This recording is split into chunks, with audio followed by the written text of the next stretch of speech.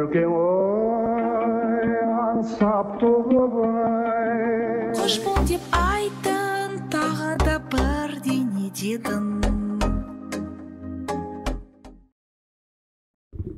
Мұқамнауыз Затаевичтің бір сөзі бар ғой, осы қазақ даласы ән салып тұрғандай көрінеді маған дейтін. Сол тек қана әншілерге қатысты емес, адамдардың сөйлеуіне қатысты деп айтады. Иә, осындай пікір бар, негізі жалпы. Ол расында да. Себебі сен қайдалаға табаның тимесін ең бірінші әншімен ұшыраса кетпейсің. Бірінші кәдімгі балаға, осы жөн сұрайтын ақсақалға жолығуың мүмкін деген сынды. Сол кезде осы тілдің жалпы әуезділігіне қатысты, тілдің үннің, дыбыстың бір сазына қатысты айтылған сөз сияқты менің де түсінігімде. Енді мен былай ойлаймын, бұрын осы қазақтардың сөйлегені бір әженің айналайын деген сияқты, бір кішкентай баланың аға деген сияқты, бір бауыр деген сияқты, бір жақсы, бір жүрекке жылы естілетін сондай бір жұмсақ үн сияқты еді бұрын. Қазір барған сайын бір әртүрлі элементтер кіріп кетті тілге.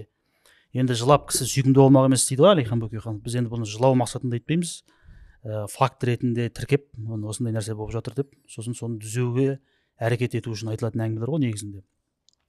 Енді өзіңіз, сіздің қаруыңыз дыбыс, сіздің өзіңіз диктор ретінде, әдемі дыбыс шығаратын адам ретінде, және де сол әдемі дыбыстарды ажырататын адам ретінде былай елдің ішінде жүрген кезде не байқайсыз негізі, халықтың сөзі қалай қазір? Енді көбіне бір дөңгелетіп сөйлей бастаған. Жалпы осы салаға келген соң бір ең қатты былай көзге ұратын дүние, бұл бір қатаң, бір дені көп адамның әріптердің бәрін анық айтуы. Бұл негізі шын мәнінде айту тұрғысында, жалпы осы фонетика тұрғысында қате, шын мәнінде. Бұл тілдің әуезділігін жойып жіберген бір кездер. Бір кейбір мысалдарды келтіріп өтсеңіз? Енді ол көбіне мысалы жалпы өзі даусымды жөндеймін, түзеймін деген адам болса, бірден бір бағдарламаларға қатысады. Қандай да болмасын бір жаттығулар жасайды. Сол жаттығулардың дені көбі мысалы қазақ тілінің осы әуез ерекшелігін сақталмағанынан туындайтын сияқты. Барлығы енді бір дайын бағдарлама болады, ол шетелден алынған, қандай болмасын жақын шетел деген сияқты. Ол бағдарламаға қазір кішкене сәлден кейін келсек те жоқ, оның мысалында қазір мына халықтың ішіндегі тілде мысалға жаңағындай мен бір байқайтыным, бірдеңе істеу керек дейміз ғой, ықпал, ілгерінді ықпал, кейінді ықпал, аралас ықпал деген, бізге солай оқыды. Сіздердің кішкене кәсіби дыбыс жағынан басқаша айтуы да мүмкін. Сөздің бір-біріне кірігіп кететін жерлері, солар сақталмайтын көп байқаймын. Мысалға бір нәрсе істеу керек десе, бірдеңе істеу керек деген сияқты сол дыбыстардың бәріне жаңа айтып отырғаныңыз осы ғой. Иә, дәл осы қалай таңбаланады, солай оқиды. Қалай таңбаланады, солай дыбыстайды. Осының қателігіне бір ғана дүние бар, мысалға келтіре кететін. Мысалы, жігітке өлеңді өнер, өнерді өнер деген бар. Қарапайым бір ғана сөз. Енді осы қазақ тілінің бір ерекшелігі, кереметін әуезділігі қалай дегенде Радыловтың жазбасынан келеді екен. Радыловтың жазбасы бар, мысалы 1882 жылы жазылған дейді. Сол жерде мысалы 9 дауысты бар, 20 дауыссыз бар деп келеді. Қазақ тілінің ерекшелігін тілден ғана іздеген дейді. Соны кейін ғалымдар бұл еріндік ерекшелігін де байқамаған дейді. Мысалы қазақта бағана біз айтқан өлең деген сөзде ол қайттан е үшін мысалы бір жерде дүрдейтіп ерінін шүртейтіп қайта оны кейін жазып жайып жіберіп мысалы өнер деп айтпайды дейді. Өнер деп осы маңда ерін бір қалыпта тұрады. Мысалы жігітке өнерді өнер, өлеңді өнер дегенде бұл практикалық тұрғыда қазақ тілі енді тамаша ғой, қолдансаң. Соны қазір сап қалпында қолдансаң, жігітке өлеңде дегенде еге жібереді. Айтатын бол сонда өлеңде өнер, өнерде деп. Мысалы жиырып жазып, оны дүрдейтіп, шүртейтіп, әйтеуір қайта қалыпқа келтіріп деген сияқты. Ал осы бір қалыпта кетіреді деген. Осын енді мектепте дұрыс үйретпей жатқандықтан, жалпы адамдар анау қалай жазылса дұрыс, солай айту дұрыс деп ойлағандықтан кетіп бара жатқан нәрсе ғой негізінде бұл, бәрі ең бірінші мына әліппеге келсе, енді әліппе деп айту үшін бізге енді қашан барлығы соны айтады. Бәрі айтатын дүние ғой, енді әліппені өзгерту керек, басқа болсын деген сынды. Бірақ әліппеден бұрын әліппе дұрыс ал. 42 әріп бар деген сияқты, дыбыс бар. Бізге негізі сол Ахмет атамыз айтқан 28 әріп жетер еді. Олардың қосындысы бағанағы 9 дауысты, 20 дауыссыз дегеннің қосындысынан сан түрлі саз шығармайды деген сияқты. Ол қосындыларынан әуез шығады бәрібір. Дегенмен осы мектепте үйреткенде бәлкім бір қарапайым ғана бір мысал ретінде келтіретін дүние осы әріпті, мысалы бір әріпті көрейік, К деген әріп. Соны мен көп адамға көрсетсем былай телефоннан кәдімгі өзінің суретін тауып алып көрсетсе, мен кәсіби біздің әріптестерімізге де көрсеттім мұны, дикторларға да. Мынау қандай әріп десең, қалай дыбысталады десең, к дейді бәрі.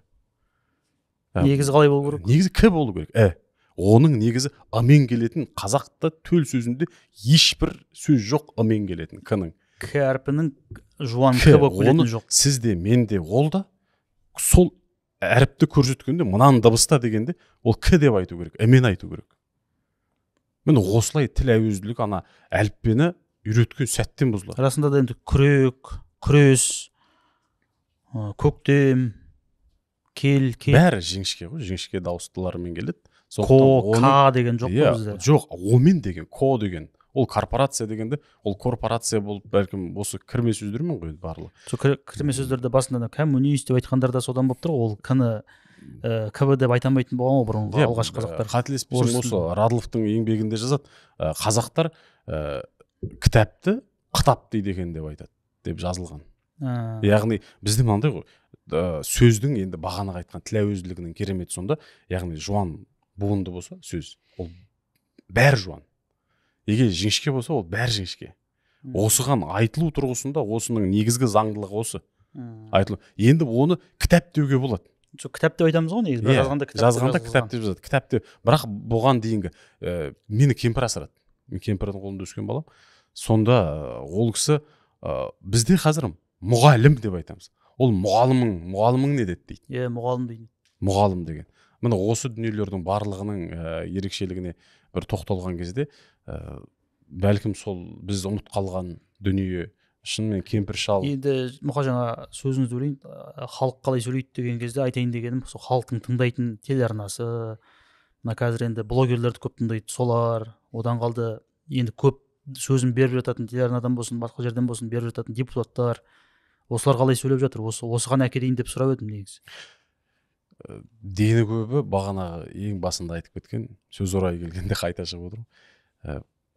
Бәрінің бас сұғатыны, қандай да болмасын тіл мүкістігі бар деген белгі туындай қалған сәтте, бұларды сахна тіл деген дүниеге қарай бұрат бәрі. Сол жақтан табасыңдар жауаптарыңды. Жалпы қандай да бір өткізіп алған өмірде қателіктерің болса, әсіресе осы сөзді дыбыстауда бар жауап сол сахна тілінде деп ойлайды. Бірақ сол біздегі сахна тілінің соңғы жылдарда кім оны қарады? Жалпы ол бір интонологпен, фонологпен жалпы зерттеліп, жасалып, бір топтасып отырып жасалған дүние ма? Дайын күйінде бәрін аласаған. Капта купло жыздыре деген сияқты дүниемен жаттығумен әкеледі бәрі. Сөйтті бәрі отырғаннан кейін сонымен үйренеді. Ол сіз айтып отырғаныңыз сахна тілінің жаттығулары бар. Элементтері бар.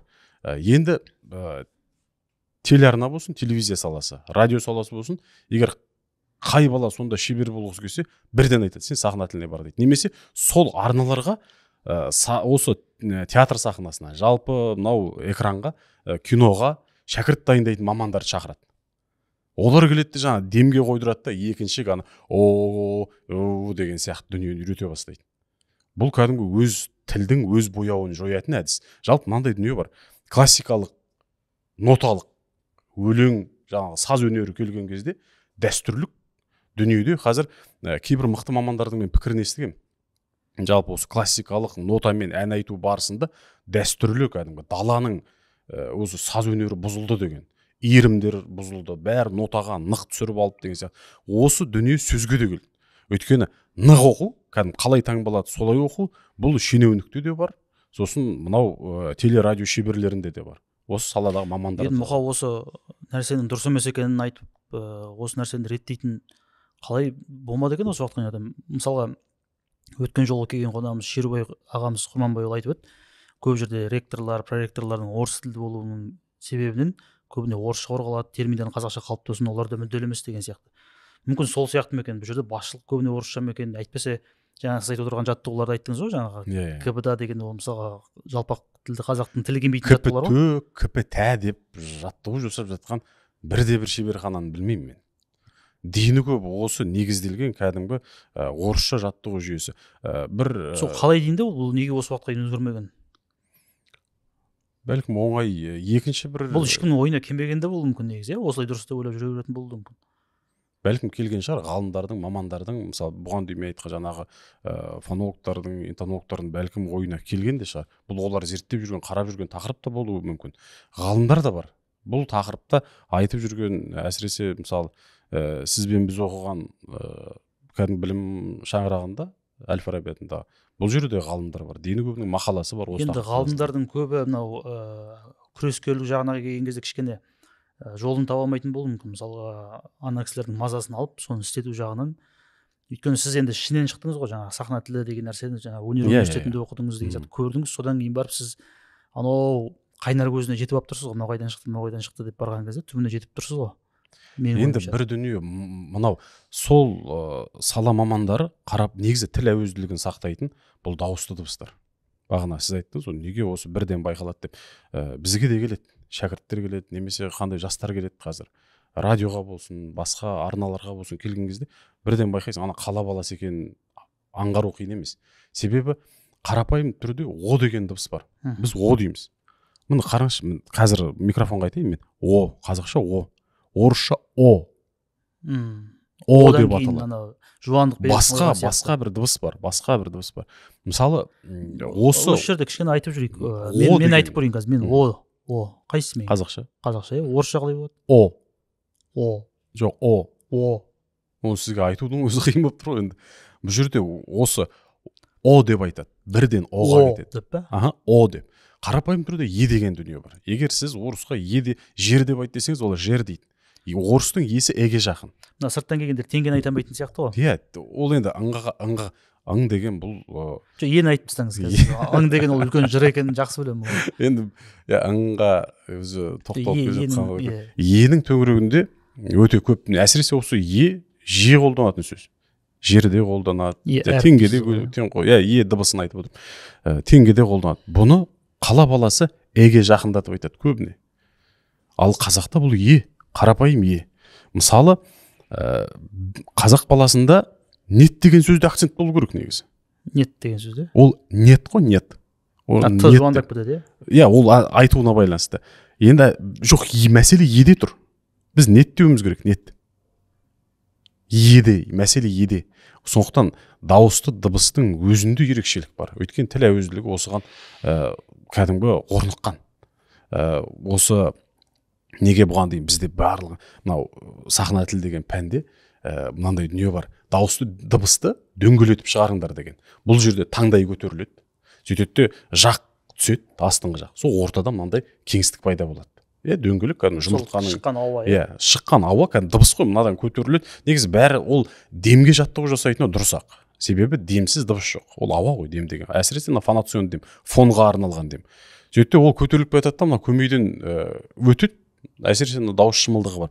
Осыны өткеннен кейін ары қарайғы дыбыстың шығу тәсілі жалпы құлаққа құйылуының барлығы мына жерде дыбысталады да, таңдай көтеріледі, астыңғы жақ түседі, ортада мынандай кеңістік пайда болады, дөңгелек, ол сопақша кәдімгі. Осы жерде дөңгеленген дыбыс үнемі кәдімгі жуан болып шыға бастайды. Бұлай, осылай отырасың. Жаттығулардың кесірінен. Иә, театр мамандарының, майталмандарының да деп айта берейін, негізі дені көбінің дауысы қою, байқайсыз ғой. Кәдімгі гүрілдейді. Сіз Берікпен де сөйлесіз, Азаматпен де сөйлесіз, басқа да. Дені көбінің дауысы гүрілдейді. Бұл құбағып жақсы. Сіздің еден кейін бір ыңға келе тұратыңыз. Мен оны қазір сізден бөлік сұрайын. Дыбыстар әріптерді түгендеп те ақыр кіріп кетті. Ал енді ыңның төңірегінде енді қай жыл екенін білмеймін, бірақ қазір мысалға телеарнаға ың айта алмайтын адамдар шыға беретін болды ғой. Сосын мысалға кейбір аңы бар сөздерді нығып айту сәнге айналып кеткен. Мысалға жаңағы деген сөзді жаңағы деп айтады. Ол аңға тілі келетін адамдардың өзі жаңағы деп айтады. Өйткені солай деп ойлап қателеспесем, аңды кейде қосып кейде қоспайтын сол жаңағымен басқа біздің сіздің дегенде бар, бірақ жаңағысында жоқ министр осы Саясат мырза, қателеспесем. Одан өзге де жалпы ың деген дыбыс айтылады, бірақ ың деген дыбыс айтылады, бірақ жаңағы дегенге жаңағы деп айтады. Иә.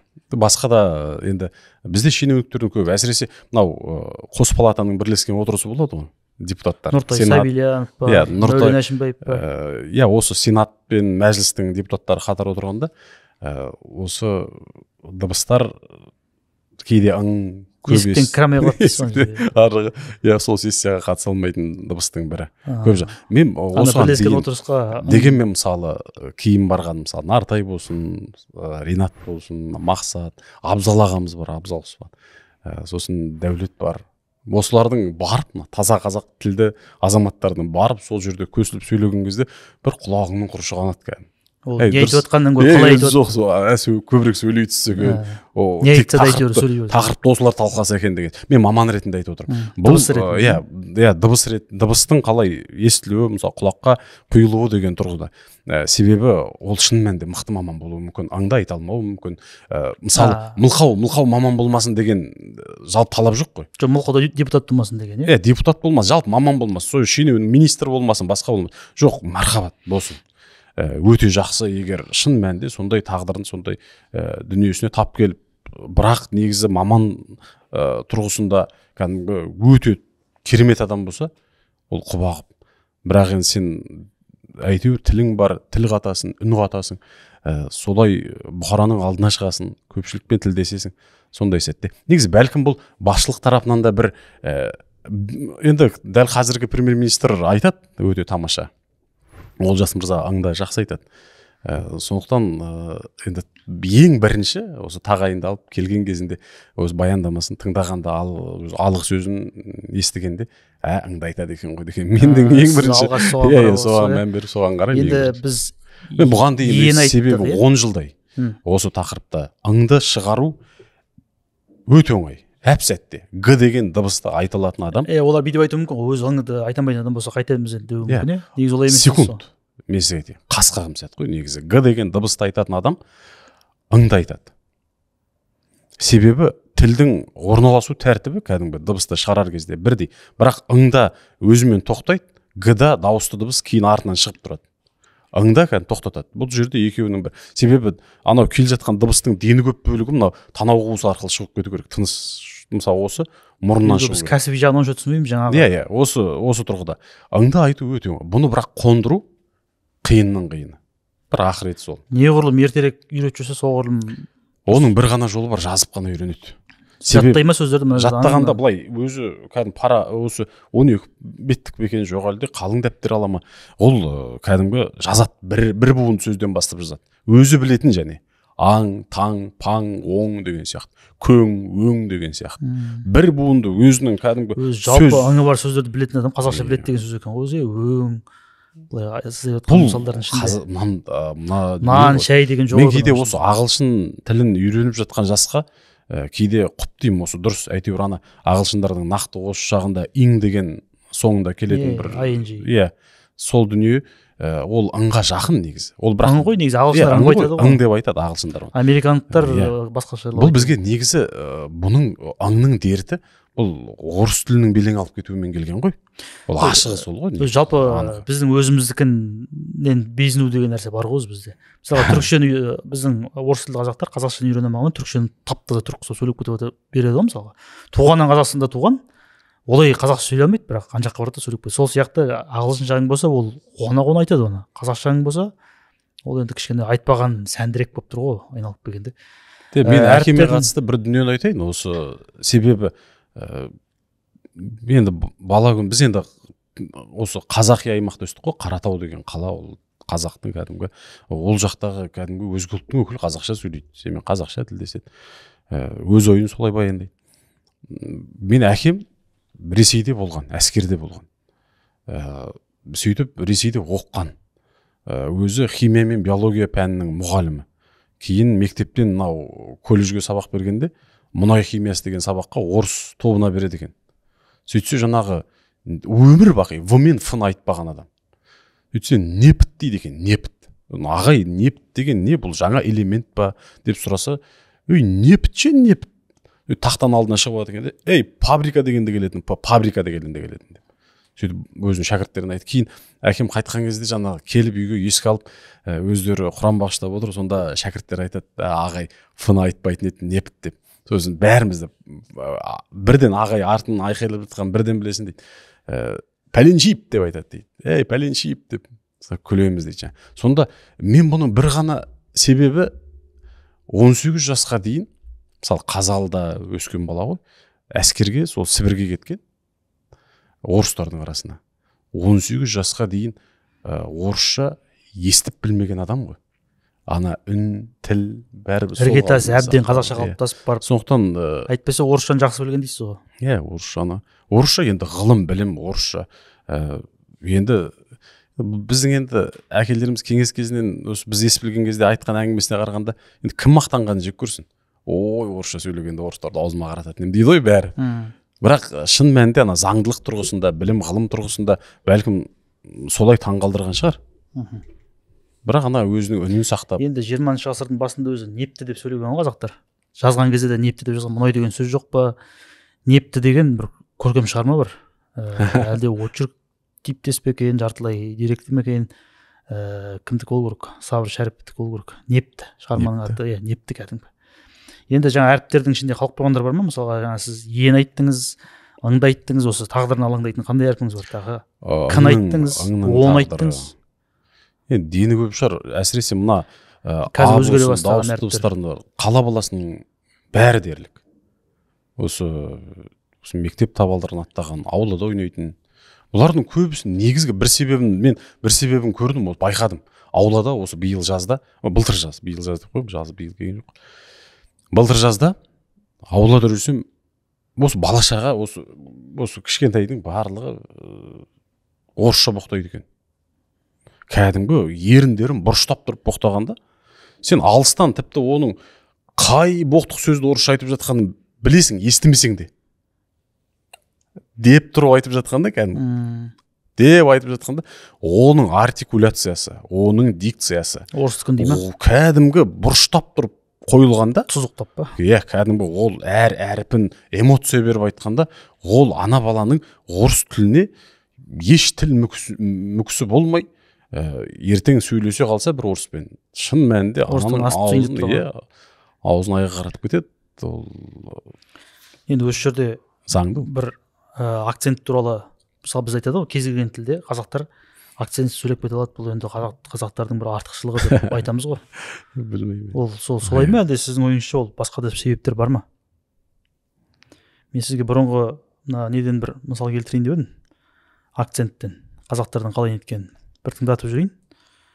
Оқырмандар да, көрермендер да тыңдайды ғой. Геолого-геофизические, поисково-разведочные работы на нефть и газ. Қаныш Сәтбаев. В материале этом я и хочу начать свой очередной большой творческий труд. И надеемся, что ваш визит доброй воли в сердце Азии, столь тревожные для всех нас дни, заставит всех еще раз задуматься о будущем. Не только ваши единоверцы, но и все честные люди на планете возлагают большую надежду на ваш непререкаемый авторитет. Біріншісі Қаныш Сәтбаев, екіншісі Мұхтар Әуезов, үшіншісі Әбіш Кекілбаев қой енді. Бұл кісілердің жаңа сіз айтқандай, әкем басында орысша көрмей өсіп барып үйренген деген сияқты. Бұл кісілердің сауаттылығында сөз жоқ қой. Сәтбаевтың сауаттылығына кім күмән келтіре алады? Әуезовтің сауаттылығына, Әбіш Кекілбаевтың сауаттылығына. Олар енді орысша өте сауатты адамдар ғой. Бірақ сөйлеген кезде қысылмай, қымтырылмай, анандай акцентпен керемет бізге жағымды, өте жағымды акцентпен жаңа өзіңіз енді байқадыңыз ғой дыбыстардан және қандай ғана дыбыстар шыққан. Енді осыдан айырылып қалдық қой біз. Осыдан айырылып қалғанның кесірінен бізде бір не тек қана жақсы сөйлей алатындар ғана сөйлейді орысша. Былай қарағанда. Былай мынандай акцентпен сөйлеп тұрған адам көрмейміз ғой қазір біз. Бұл өлім сияқты болып қалған. Мысалы, Дағыстанның дикторлары бар. Орысша оқиды өздерінде. Бірақ кәдімгі осы тау халқының бір мақамы шығып тұрады. Байқалады. Мысалы, Чушинашвили деген дикторы бар орыстардың. Грузин ғой, негізі грузин. Бірақ сол ең кәдімгі сұраныстағы өте бағалы дауыстарының бірі. Қателеспесем Ресейде. Соның үнінен ана грузиннің кәдімгі бір әуезі шығады.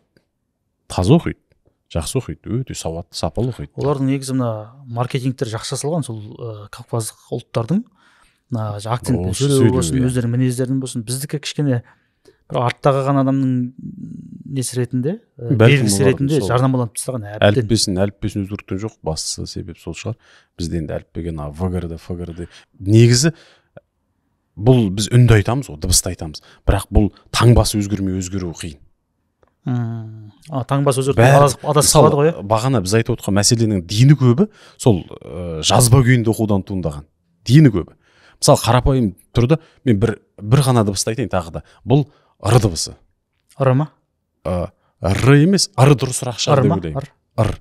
Р. Себебі р деп айтатын себебі бар. Бұл р деп үйретеді. Мысалы, оны да бір әрбір ретінде көрсеңіз, біреу р дер, біреу р дер. Р дейміз ғой. Бәрі р дейді. Бірақ негізі бұл р болып оқылу керек.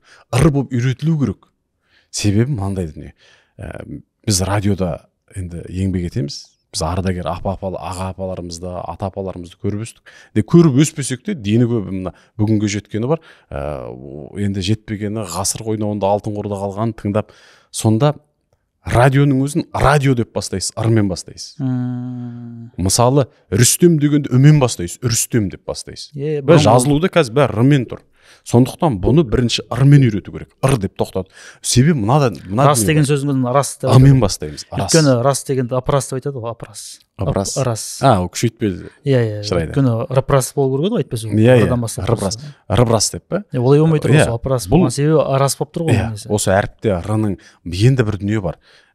Р-ны кәдімгі қалай таңбаланды солай үйренген, сөз арасына солай қосқан бала мектептегі. Үйрекке келгенде р-ға отырады. Үйрек дейді. Мысалы, қарапайым екі құс қарған алыңыз, қарға. Сосын үйректі алыңыз. Үйректе р айтылмайды негізі. Үйрек. Ал қарғада сіз қарға дегендегі р-ны айтқан кезде тіліңіздің ұшы бір дірілге артық болады. Анау буынның басында да мынау соңында болып тұр ма сондай? Жоқ, бұл жерде ана өге байланысты. Мысалы, күрек дегенде де күрек дей алмайсыз. Сол дыбыстардың кәдімгі үндестігінде р-ның айтылу тәртібінің өзі, мысалы, р-дың. Қарға дегенде р басқа, үйрек дегенде р басқа. Дегенде р басқа, мен тағы р деппін, р деп айту керек. Р деген себебі мына нәрсе ғой. Қараңыз енді. Бұл ырылдасаңыз, р деп тұрсаңыз тоқтамайсыз. Дыбыс тоқтамайды. Р әрі қарай ырылдап тұра береді. Ал сіз р десеңіз, р-ымен бітеді ғой.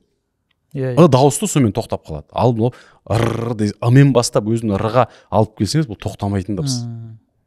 Діріл ғой бұл, діріл ғой, тіл дірілі. Бағана айтқан қарға дегенде р-ның тілдің ұшы бір рет артық дірілдейді. Қарға. Үйрек дей алмайсыз. Сіз айтқан кезде анығырақ естіледі, мен айтсам бірдей шығады ойымыз. Қарға дегенде бар да, енді үйрек дегенде сіз үйрек дей алмайсыз. Қарға дейсіз, үйрек дей алмайсыз. Оны үйрек дей алмайсыз. Осы р-ны таңба күйінде үйреніп, оны сөз арасына қосқан бала үйрек дейді. Үйрек дей ма? Әсіресе мынау логопедтерге барғанда, басқанда дефектологтарға барғанда р-ны үйретеді ғой. Сөйтті сол р-ға отырғызады, сол отырған кезде сол ана р-да омалып қалады, қиын жағдай. Осы бір әріп бар. Бұл да жалпы оны үңіле берсе қазақта мысалы кейде бір буынды сөздер, бірақ соңына келген кезде біреу ысқырып шығады, біреу ұяң болады, біреу қатаң болады деген с мен ш деген сияқты дүниелер бар ғой. Ахмет Байтұрсынұлы осы тұрғысында айтады. Біздегі дауысты дыбыстар мен дауыссыз дыбыстардың қатар келуі деген сынды дүниеде әдебиет танытқышта бағана сол тіл әуезділігі деген жерде барлығын айтады. Мен осыған дейін тілге тиек еткім келген. Жаңа сөз қалай дейсіз? Қайсы? Айтып аттыңыз ғой, Ахмет Байтұрсыновтың сөзін. Бұл жерде бұл дауысты мен дауыссыздардың келуі, ол жерде кейде мысалы үндестік заңында айтады, ана ілгерінді кейін ықпал деген дүниелерді сол жерде айтады. Енді бір дүние бар. Бағана біздің үнемі құлаққа жағымсыз естілетіні дейді. Тіл әуезділігі деген тарауы бар. Лұғат әуезділігі деп келеді әдебиет танытқышта. Сол жерде мынандай бір дүние бар. Құлаққа жағымсыз, енді мен өз түсінігімді айтып отқаным, қалай ол жазылғаны есімде жоқ. Дегенмен ұлғайып келетін әріптер дейді. Дауыссыз және дауысты дыбыстар ұлғайып келсе дейді. Бұл құлаққа жағымсыз. Ұлғайып келу деген бағанағы. Біз дөңгелете береміз ғой дыбысты. Бәрі жуан, бәрі осылай деген сияқты. Бұл үннің ерекшелігі. Сіз бағана Затаевичті айттыңыз, даласы ән салып тұрғандай деп. Бұл жерде енді бір ән тұрғысына келейік. Неге менің қазір тағы бір алаңдайтын осы қазір деп айту керек, немесе қазір деп айту керек. Енді қазіргі бір алаңдайтын дүнием бұл гүрілдеп бара жатыр. Барлық осы гүрілдеу сән дейді. Себебі үйрететін бағдарламалардың дені көп осыған құрылған, мына кеудеден шығарайық дыбысты дегенге. Өйтті гүрілдетуге бола ма деген кезде бар айды. Иә, бәрі гүрілдетуге болады. Кез келген адамды гүрілдетуге болады. Бұл ол кәдімгі жаттыққан сияқты дүние. Кәдімгі адам өзі бұлшық етін қалай жаттықтырады, дәл сондай дүние дауыс деген. Сіздің өзіңіздің де даусыңыз былай жуандау ғой. Бұл бала күннен жуан. Өзіңіздің Иә, бала күннен. Себебі бастауыш сыныпта бір апайымыз болған, Боранкүл деген апай. Мен ең бірінші Әлібек Байжанбаев деген осы фамилияны сол кісінің аузынан естігем. Біз енді көркем сөз оқып кеттік бала күннен. Тағы бір дүниеге келем, осы аспап дегеннен шығады. Жалпы байқасаңыз негізі осы ұлттық аспаптарда сүйемелдейді ғой, домбыра әсіресе қобыз, енді қобызбен көп жағдайда сүйемелдеп ән салатындар әсіресе бұл синкреттік тұрғыда домбыра қатты дамып кеткен өнердің. Осы кезде байқасаңыз бізде қоңыр үн домбырада. Бас домбыра деген мына кейін шыққан ғой деймін, оркестрге бас домбыра. Тенор ма? Иә, тенордың неде жалпы егер сіз домбыраны төменгі дауысқа апарам десеңіз, ол болып кетеді ол. Сөйткенде ана бір шек онсыз да бос болады. Иә, бір шек онсыз да жоғары шек, егер оң тартыс, сол тартыс болса, енді сол әйтеуір бір шек бос болып тұрады. Ол сонымен енді төменгі дауыстарға баруға болады.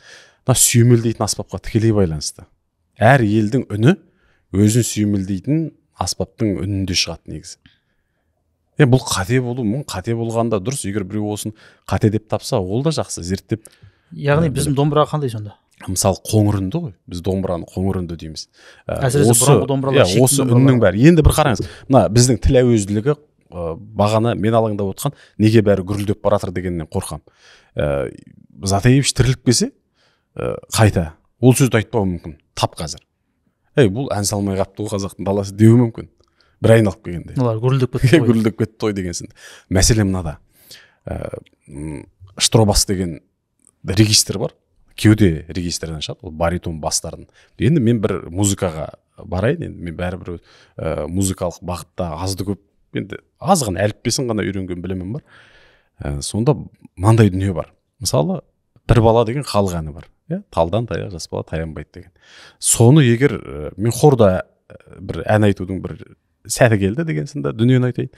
Сонда баритон бастың партиясында талдан таяқ жас бала деп осылай тұра береді. Баритон бастар. Әннің ішінде мысалы хорда, акапелла хор айтқан кезде дум дум дум дум дум дум дум дум дум дум дум дум деп осылай ана ырғақты беріп отырады ритмді. Баритон мен баста негізгі саз әуез жоқ негізі. Осы сіз гүрілдей бастағанда кеудеде. Уақытынан қалмасаң болды дейсіз ғой. Иә, дәл түсіп тұрсаңыз. Енді жаңағы модальдық деген регистр бар, орта регистр, бұл микспен келеді. Бұл жерде адамда осы әуен деген кәдімгі әр түрлі бояуға еніп шығып жатады. Оны фальцет, жаңа ысқырық деген дүниелер бар. Ол регистрлер жаңа адамның өзінің осы деңгейіне қарай дауыстың шығу реті. Сонда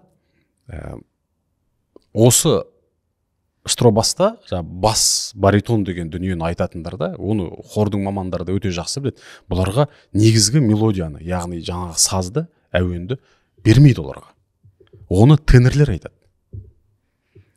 Ана енді бұны енді сіз қарапайым тұрғыда сөзге салсаңыз, сөз осындай оқпаңыз, ол жерде де әуез болмайды, әуез қалмайды. Ол тек гүріл пайда болады. Бәрі соған гүрілге қызығады да әннен енді ана әуезінен ажырап қалады. Бұл бір музыкамен сөз. Бірақ негізінде ән мен сөздің, жалпы осы сөйлеу мен ән айтудың, ән салу, ән шырқаудың бір мида бұйрық бір тұстан түспейді. Бөлек. Мына қолмен ұстаумен аяқпен жүру деген сияқты ми екеуіне екі бөлек бұйрық береді. Бірақ дегенмен оның жасалу жолы, шығу барысы бір ғой. Ауаның шығатын дауыс, дыбыс деген сізден алатын үннің. Мәселе осында. Мына гүрілдейтіннен, қоғамның гүрілдеп кетуінен қорқатынып, тіл әуезділігі сол кезде жойылама деймін.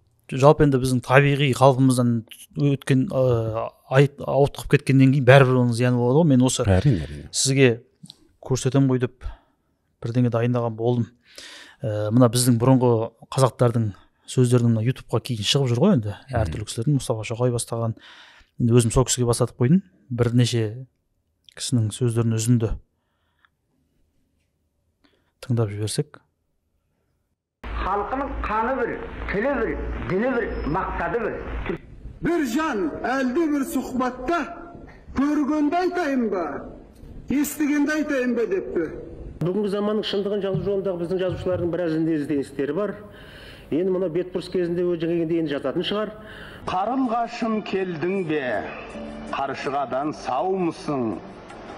Аман есен жеттің бе айыр құйрық науғысым? Енді осы бұрынғы қазақтар, Мұстафа Шоқай, Мұхтар Әуезов тағы да, Оралхан Бөкей, Мұқағали Мақатаев, енді бұлардың дауыстары енді әрқайсысы әртүрлі, бірақ жалпы сипаты Мұхтар Мағауинді келтіруге болар еді мысалға. Бәрінің дауысы гүрілдеп тұрған ешқайсы жоқ. Бұрынғылардың гүрілдеген Бауыржан Момышұлы ғана ойдым. Ол кісінің өзі енді әскери адам болғандықтан. Бұйрық береді жалпы. Бұйрық беріп соған қалыптасып қалған шығар. Сосын батыр образы бар өзінің деген сияқты, өзінің мінезі бәрі. Ал жалпы алғанда қазақтардың дауысы кәдімгі қоңыр, кішкене шіңкілдеген керек болса, сосын жаңа сіз айтқандай әуезі көп, мауқысым деген сияқты. Майда қоңыр дауыс бір ғана дүниені енді айтса, қазақта осы тіл әуезділігін сақтап сөйлеу, бұл адамды өгейсітпейді, мына өзім дейді.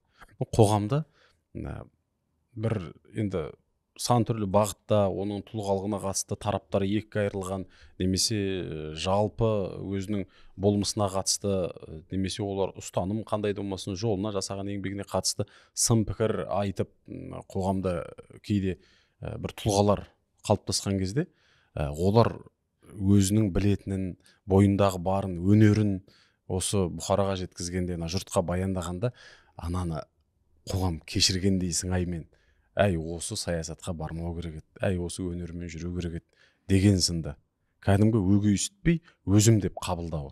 Анау мәліметті, ана өнерді сол үнмен, сол сөзбен кәдімгі ара жігін, мынау кәдімгі нақтырақ айтпасаңыз мұқа түсінбей қалдық қой. Жалпы қоғамда неше түрлі тұрғалар бар ғой дегенім ғой, сондай. Әйтеуір кере қарап пікір тудырған қоғамда, бірақ оның өнерін бағалаған талай адамдар бар деген сынды ғой. Сол кісілердің даусына бола, үніне бола, даусына бола, өнеріне бола, бойындағы кәдімгі кешіріп кеткен сәт. Кешіреді, оның қарсыластарының өзі кешіреді. Қабат деген ай дегенмен. Енді бір дүние, мынау дауыс қазақы болған сайын, үн қазақы болған басқа қазақылар, үн қазақы болған қазақтардың қабылдау оңай болады. Бойыңызда бірнеше өнері болуы мүмкін. Бірақ сол өнерді жеткізетін құрал бәрібір дауыс, үн, тіліңіз ғой сіздің. Соны сіз өз нақышына келтіріп, мақамын бұзбай айтсаңыз, сізді бөтен демейтін. Бұл жерде мынандай нәрсені келтіруге болатын шығар. Бірінші президент пен екінші президентті де келтіруге болатын шығар. Мысалы, бірінші президентіміздің үні, дауысы, қазақша сөйлеген кездегі әзіл айтса да бүйтіп ырғағын орнына қою деген сияқты, енді ол жағынан ол кісі шебер болды ғой. Осы тіл дүниесі жалпы мына десе сырымды атылының сөзі бар ғой. Ана сөз атасы құлақ деген.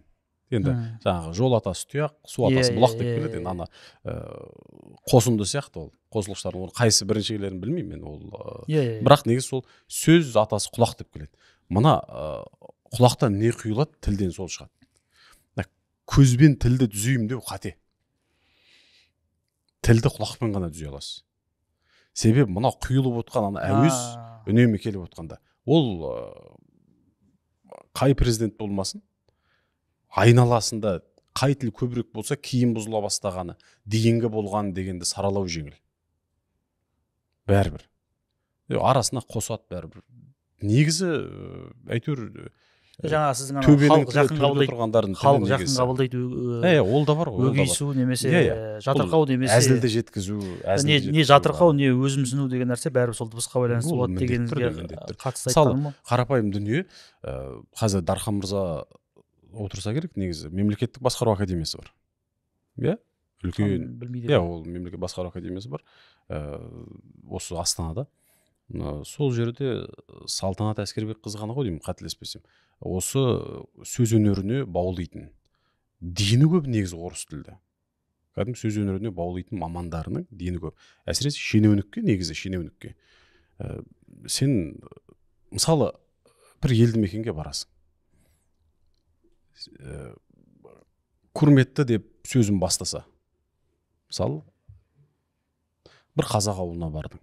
Қазақ ауылында біреу келді, шенеунік құрметті деп бастаса, бірден жауап болады. Бірден негізі дегеннен расында да деніне бәріне бірдей дені көбіне әсер ете қоймас, бірақ ішінде негізі кәдімгі кейбір нәрсені енді ойламай да қабылдайды ғой адам.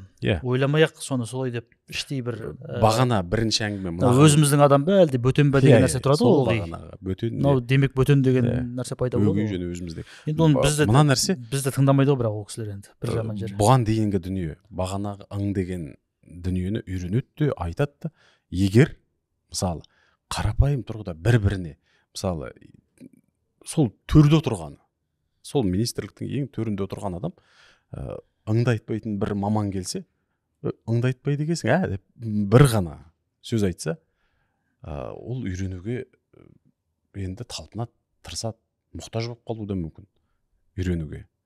Сондықтан ана айту енді бір саты жоғары тұрған адамның кейінгі маманға енді бізде керісінше болып тұр ғой, бір сәт жоғары тұрған адам орысша сөйлегеннен анау төменгілер керісінше орысша сөйлеуге ұмтылып. Енді мұқа жаңа сіз гүрілдеу туралы айттыңыз ғой, сахна тілі әртістерді гүрілдетеді деп. Сосын бір-екі әртістің, актердің, жақсы актер ағаларымыздың аттарын айтып қалдыңыз. Кеше ғана мысалға өзіміз жақсы көріп кеткен Бақыт Қажыбаев болсын, сол кісілердің замандастары жаңағы Әділ Ахметов бар, олардың ағалары жаңағы Берік Айтжановтар бар. Бәрі гүрілдеп сөйлейді ғой негізінен. Бірақ енді қарасаңыз, сахнаның бәрі гүрілдеу керек дейін десеңіз, бұрынғы әртістердің ішінде мысалға гүрілдемейтіндер де бар. Мен бір-екеуін әдейі кесіп алдым, сізге көрсетейінші деп. Сен осы бізге отыратын жер таппай қалдың ба? Үйдесі қалай? Оны кейде терезеден түсетіні барады ғой, көке. Он даже ничего не сделал, но прожил с чистым сердцем. Она всегда утешит. Сегодня я хочу выпить за своих детей. Мына жерде өзім жақсы көретін әртістер негізі. Бекжан Тұрыс болсын, Жұмағали ағамыз болсын, Маханов, Виктор Сухоруков, орыстың мысалға. Осылардың кәдімгідей өзінің бір табиғи дауыстарымен сөйлей берді ғой, шіңкілдейтін кезде шіңкілдеп мысалға. Өзінің кәдімгі бір не даусымен, еркін даусымен. Демек, бұндай да үлгі бар ғой, мысалы өйткені айтатын кім Болат Атабаев несінде айтады. Бір сұхбат берді ғой осы. Кейінгі уақытта қайтарынан бір 4 ай бұрын ба екен. Сонда айтады ғой, біздің пьесаларымыз әдебиет болып кеткен. Содан кейін ол солай жазылғаннан кейін әртістер әртүрлі дауысқа салып деп әртістердің дауысын кекететін көреді ғой. Мына нәрсе ғой, сұранатын бір дүние, бәлкім осы дөңгелетіп дыбысты шығаруға сұранатын мәтінде шығар. Бәлкім, енді білмеймін, ол жағын білмеймін. Сондықтан айту керек, дәл солай қалай бар. Екінші бір дүние бар. Әртістердің жалпы барлық дені көп театрдағы бір дүние, хан, батыр, патша, жалпы соны сомдап отқан әртіс, маман, сол кейіпкердің бейнесін жалпы бұқараға жеткізу барысында дені көбі бір дауысты қолданады. Бұл осы оқылған дүние, оқытылған. Бұл қате деп айтуға болмайды. Театр деген бұл өнер, біріншіден. Ең бір кереметі бұл өнер. Жоқ, штамп деген нәрсе бар ғой? Оған, ол штамп деген дүние бар. Сіз айтып отырғаныңыз бәрі бірдей беретін болса, ол штамп болып кетпей ме? Демек ол кемшілік қой. Мына егер сіз тыл түсіңізбен, ту сыртыңызбен тыңдасаңыз, бір театрға барып, екінші театрға барып, мысалы, қандай да болмасын, Құнанбай болсын, немесе қандай Абылайхан болсын, спектакль тыңдаса, сіз Абылайхан екенін білесіз. Көрмей-ақ қой. Көрмей-ақ. Айттым, мысалы, ту сыртыңызбен тыңдап тұрсыз. Міне, Абылайхан ғой, Абылайхан сөйледі, уәзірі сөйледі. Міне деген сынды. Екінші бір театрда дәл сол. Ал енді жаңа шалдыкі да сонда дейсіз ғой. Гүрілдеп Абылайхан, ол халқым, елім деген сияқты. Енді Абылайханға, бұл театр деген сомдайтын өнер. Сіз қанша кейіпкер, жандылық, кейіпкер, сындылық деп жатсаңыз да, өз театрдың ішінде бар, өзі мектеп бар. Станиславскийдің мектебі деген сияқты. Беріліп ойнау керек дейтін дүние бар. Беріліп ойнағанда кейіпкер жан тәніңмен сомдау барысында өзіңді ұмытып, кейіпкердің болмысына кіріп, сол көзде ана кейіпкердің шын мәнінде сөзі бағанаға жазылған. Бұл пьесадағы, драматургиядағы мәтіндер сұрануы мүмкін. Айқайды немесе гүрілді басқаны. Ол жағын білмеймін. Ал енді екінші бір тұсы бар. Мысалы, Мұхтар атамыздың, Мұхтар Мағауин. Аласапыранда осы қалға сайлау керек дейді жалпы. Ханның орнына. Сол кезде тәуекел қателеспесем, келесі қояр кезде Ораз Мұхаммедті сол кезде сөйлейтіні сипатталады. Қалай сөйледі деп. Бір қысылып келіп, дегеннен гүрілдеп кете қоймайды, және гүрілдемейді. Бір өзі бір қоңыр дауыста бір сөйлейтінін енді ұмытып отырмын, есімде жоқ, бірақ сол басында сол дегеннен басталғаннан негіз соны біз Мұхтар атамыз кәдімгі бір көз алдына келтіріп отырып, елестетіп отырып, ана үннің бәрін өз бойынан өткізіп отырып жазған сияқты. Сол жерде тәуекел гүрілдемейді. Кәдімгі екінші бір дүниесі бар. Біздің түсінігімізде хан болғасын гүрілдеу керек сияқты болып тұрады, бірақ сол жерде негізі жалпы хан болсын, уәзір болсын, соның сипатын сол Аласапыранда өте жақсы жазған. Негізі адам деген үн тұрғысында жазады, кәдімгі үн тұрғысында жазады. Ол формула емес қой негізі. Гүрілдеген адам батыр болады, гүрілдеген адам күші көп болады деген нәрсе ондай жоқ қой негізінде. Былай қарасаңыз, мысалы Мұхтар Мағауин өзі сұхбат бермей тұрған кезінде біздің студент кезімізде бірінші несі шықты, видеосы шықты сол кісінің. Біз енді жазғандарын оқығанбыз ғой. Гүр өте қалатын адам шығар деп ойлағанбыз. Сөйтсек қосып қалсақ, мен айтқам, мен жазғам деп сөйлеп отыр мысалы ана кісі. Сол сияқты ол мінез не деген нәрсе ол менің ойымша. Екінші бір дүние бар, осы ұлтқа тән Азия халықтарында негізі үн өте биязы. Сондай бір әдемі, әуезді болу керек. Үн көп жағдайда. Гүрілдемеу керек деп ойлаймын. Бәлкім бұл уақыт өте бір сәті келе қайта бір осы сазға келуі мүмкін. Не сияқты ғой мысалы бойының орташа ұзындығы осындай деген сияқты. Әсіресе дыбысқа. Дауыстың да несі бар. Ол міндетті түрде. Мысалы бір реті жаңағы азиаттарда мынау деген сияқты бар болып тұр ғой. Мына нәрсені айтайын, мысал келтірейін. Қара нәсілдердікі жуан келеді. 2010 жылы реті келіп, сол сәт түсіп, Түркияға барып оқудың, тіл оқудың бір орайы келді. Сол кезде мысалы олардың қыз келіншектерінің өзінің дауысының жуан екенін байқадым. Кейін соны ой елегіне өткізе отырып, мына дүниеге олар өзі мынандай қоңқиған мұрны бар, өздері көздері де үлкен, резонатор деген дүние бар. Оған көз де жатады. Адамдағы мысалы ойықтар, қуыстар бар ғой барлығы. Мына әсіресе мына бас сүйектегі. Соның бәрі үнге әсер етеді. Антропологиялық ерекшелік. Мысалы мына дүние бар ғой, мына сіздің бас сүйегіңіздегі ойықтар, қуыстар, құлақ тесігі, танау тесігі, көздің кәдімгі шүңірейген өзіне ауыз қуысы деген. Бұның барлығы резонатор негізі. Кәдімгі сонда өзімізді қинап гүрілдеп жүрміз дейсіз ғой енді. Бәлкім ол да солай да шығар. Енді бұл гүрілдеуден бөлек, мысалы кеуде қуысынан дыбыс шығару деген бар. Бұл бағанағы біз айтқан осы модальды дыбыс дегенге ма соған келіңкірейді, жаңа микс деген жаңа ортаға. Себебі бұл жерден де сіз кеудеден де, көмейден де, көкіректен де дыбыс шығара аласыз негізі. Осы бір ғана гүрілге тоқтап қалған жоқ. Қазақ үні осылай шығып өтті. Бұған дейін. Бағана Затаевич кездестірген қазақтардың дені көбі. Осы сан түрлі сазға бөліп сөйлеген шығар деп ойлаймын. Деп сіз кімсіз баладан бастап енді шалға дейін. Жаңа жақсы еске салып кеттіңіз. Түркия дегенді айтып қалдыңыз ғой. Бізде қазір әртүрлі халықтардың басқа халықтардың тілінің айту мақамының деген сияқты бір ықпалдары кіріп жатыр. Мен байқайтын. Мысалы енді ақыры жексұрын болды, айта берейік.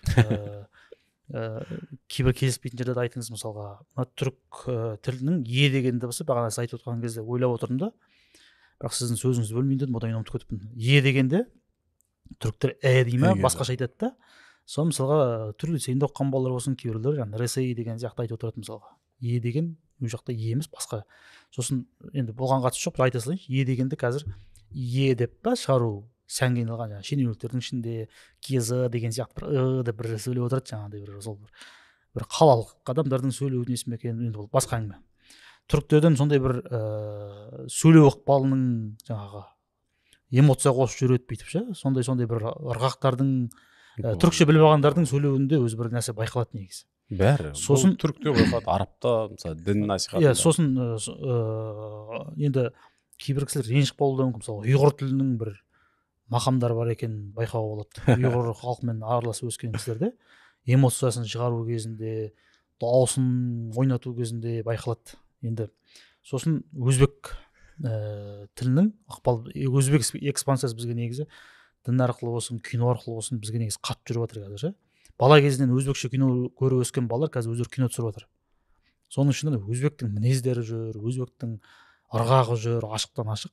Сол қазір кинотеатрдан көрсетіліп жатыр мысалы. Сосын жаңа сіз айтқандай арабтың несінен келген дедіңіз, жаңағы дін уағыз арқылы мысалға. Сол жақта тәлім алған, білім алған. Сосын жалпы біздің бәрімізде орыстың ықпалы бар негізінде. Ол енді екі бас. Сол негізі бізге өзімізді сақтаймыз десек, бұл туралы негізі мықтап ойлану керек секілді ғой. Мына дүние ғой. Көрермен, жалпы мен тыңдаушы деп айтайын деп қалдым. Әдетті дүние ғой өзіме. Көрермен мынаны ұқса. Менікі дұрыс деген дүниемен айтып отқам жоқ. Мен қателесем және. Менің қателігім тұрғысында тағы бір дүниені тыңдатайын мен. Шолпан Байғабылова апайым бар. Айтайын деп отқан ойыңызды ұмытып қалмаңыз. Иә, айтайын деп отқан ойымды ұмытпаймын. Жалпы қателік деген дүниеге келетін болса, Аманжан Еңсебаев атам, қазақ радиосының дикторы, өз түрі көзі бар. Енді бұл алтын адамдар ғой, алтын дауысты, Байжанбаевтың көзін көрген. Мен Байжанбаевқа қатысты да мысал келтіремін, Әнуарбек Байжанбаев. Оны анан айтылады. Оны иә бірінші айтады. Ескінің ішіне кіріп кеттіңіз. Иә, содан бір дүние бар. Мысалы, бұл кісілердің тіл әуезділігіне қатысты айтатын, маған қатысты айтқан бір сыны болды. Және мен сондай бір сүйсіндім сол сөздерге. Мені бір қамшылаған жоқ, қанаттандырды. Менің қателігімді айтқанда қанаттандырды. Соның бірі, мен Шолпан апамның сөзін тыңдатайын қазір. Бұл маған қатысты, менің қателігімді айтады. Бірақ осы ғайыптан тайып қалай қателескенімді білмеймін өзім. Қойып жүріңізші көрейік. Бірақ ана мынандай реклама бар, міне. Айналайын құлыным, мен саған ғашық адаммын. Оны өзің айтқан мен неде?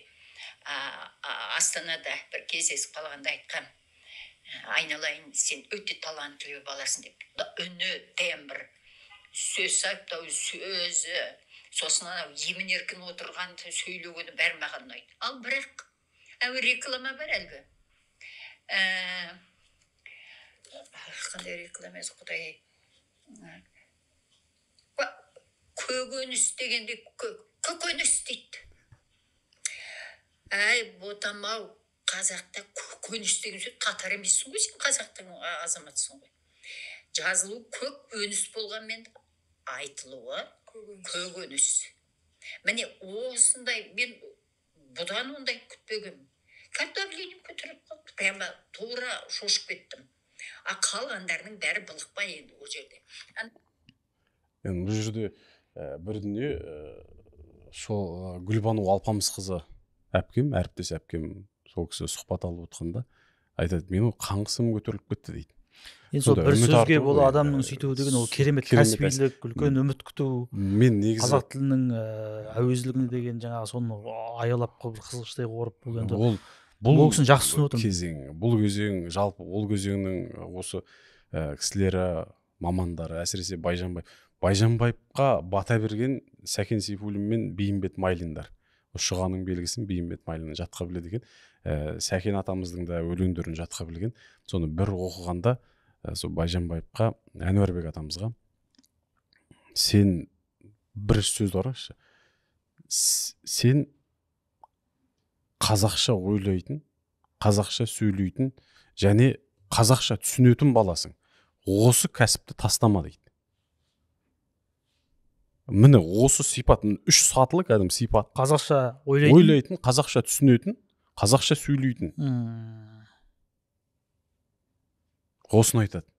Сөйтіп, Бейімбет Майлиннің өзіне жолыққан кезде де, Бейімбет атамыз да дәл осыны байқап, сол бағаны беріп, батасын берген.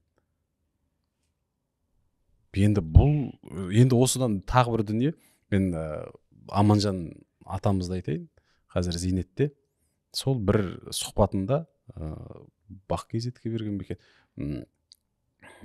Ержан алған сұхбат, Ержан Жобай. Сол сұхбатында былай жазады. Осы енді журналист, осы әпке ағаларымыздың атын дізіп келеді, енді олар диктор емес қой дейді. Бірақ үмітін жазады ар жағында. Мұхаммед Әли Болатұлы бар.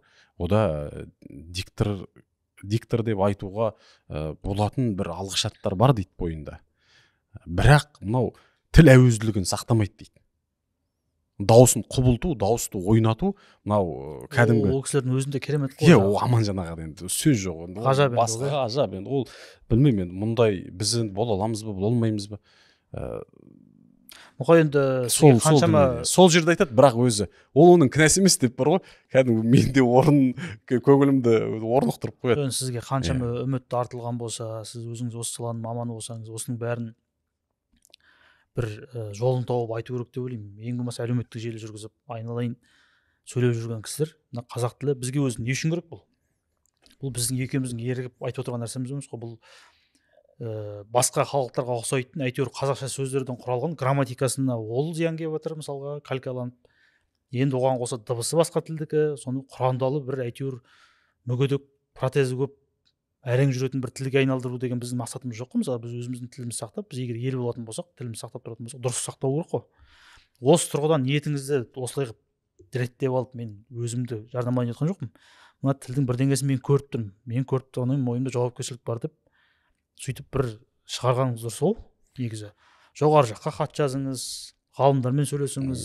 Мына бір дүниені айтайын, осы бір сәл артығырақ еңбектену керек ол. Радиода жоқ, керек па, керек емес па, айтып көріңізші. Тағы сытылып шығып кететін сәт. Әдемі саясаткер ғой негізі. Мына дүние енді 15 жыл қазақ радиосында сол жерде табалдан аттап кіргелі бері тапжылмай жұмыс істеп жүрміз деп айтайық. Енді қаншалықты ол жақсы жаман деген біз баға бере алмаймыз. Енді бір дүние, сол 15 жылдың ішінде 9 директор көрдім. 9 директордың кемі 4-5-еуіне бәлкім осы Байжанбаевтың дикторлар мектебін ашайық деген сынды ұсыныс айтқан шығарым. Бірақ соның соңы сұйылып кетеді. Немесе әлде болсын соған ден қойып жақсы деген жан болған жоқ. Бәлкім ол менің өзім мақталып отқаным емес. Жұмабай Шаштайұлы деген аяулы ағамыз бар, ұстазымыз біздің. Сол кісінің сөзі бар. Өзің күшті болмай әділеттілік жоқ дейді. Ол бағанағы сөздің басында айтқан жылап кісі сүйкімді болмақ емес деген. Сіздің әлеуметтік желіңізге ешкім кедергі бола алмайды. Сіз осыны айтып тастасаңыз. Қателіктен қорқатындығым шығар, бәлкім оңыз былай. Ол қателессеген не істейді? Сол осы салада негізі қайбір сіз айтқаннан ойланып отырмын мен, сіз айтқаннан. Қайбір жетіскеннен айтып жатырмыз осының бәрін мысалға.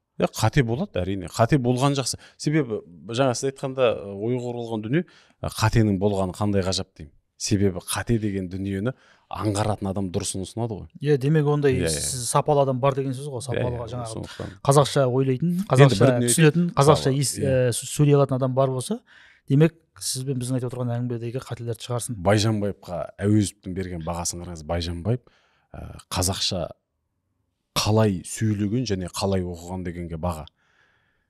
Сол Әнуарбек атамыздың 60 жылдық мерейтойында Әуезов келіп сөз айтқан, сөз сөйлеген кән. Сонда әй пәлі деп айтады дейді.